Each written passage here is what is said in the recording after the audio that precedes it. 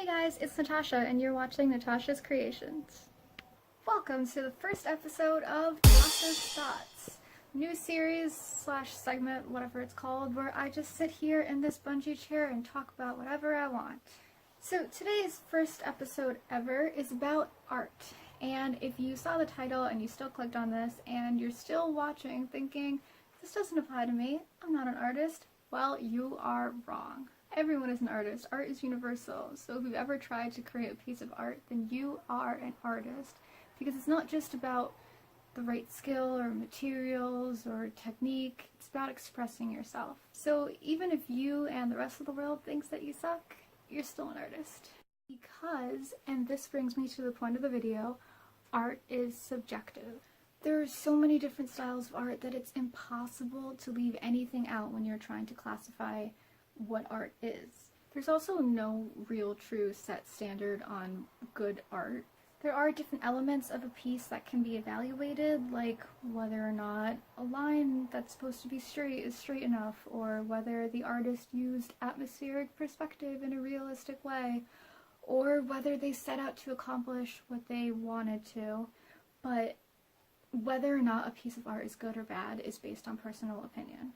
And there's no one person whose opinion is more important than everyone else's. Like, there's no person at the top of the art world that decides, oh, this is good art and this is bad art, because it's really just based on opinion.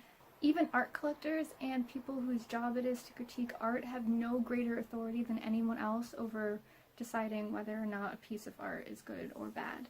So if someone doesn't like your piece, there's nothing you can do about that, but I mean, they don't really have any more authority than you have over deciding whether or not you like your piece or other people would.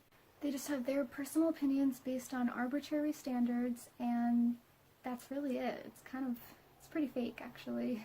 No one really has that kind of power or authority. It's all arbitrary. Because it's impossible to put a set value or an authentic value on a piece of work.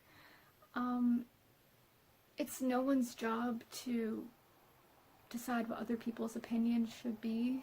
I mean, that's impossible. And there's so many different opinions. What you don't like, I might like. What I think is bad, you might think is awesome, and vice versa. So there's really no one who can say that, like, this is good and I like it because it's good, or I hate it because it's bad, because no, that's just your opinion, it's not fact. Just because a piece of work might be more expensive than another one doesn't mean anything. That is literally a made-up price. And values change over time too. So like, something that was once invaluable at the time might be super valuable now that the artist is dead, or now that it has become famous for some other reason. Like the Mona Lisa is only famous because it was stolen from an art museum. Like, that's it. Before that, no one cared about it. There's also so many different ways to interpret the same piece, and even the artist sometimes can't give a definitive answer on what something in their piece of artwork means.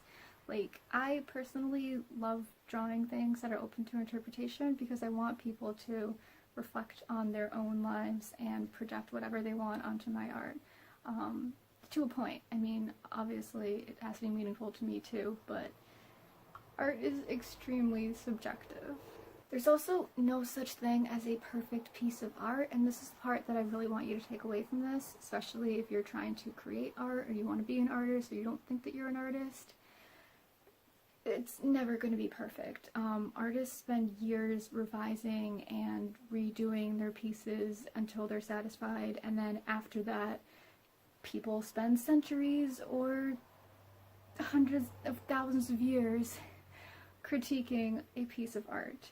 So it's never going to be perfect, and the important thing is to just keep going until you are satisfied, because you're never going to please everyone, including yourself sometimes. So while it's nice to get praise and good to listen to feedback if it's constructive criticism, the important part is that you are satisfied with whatever work you did, and the only opinion that really matters is your own if it's your piece.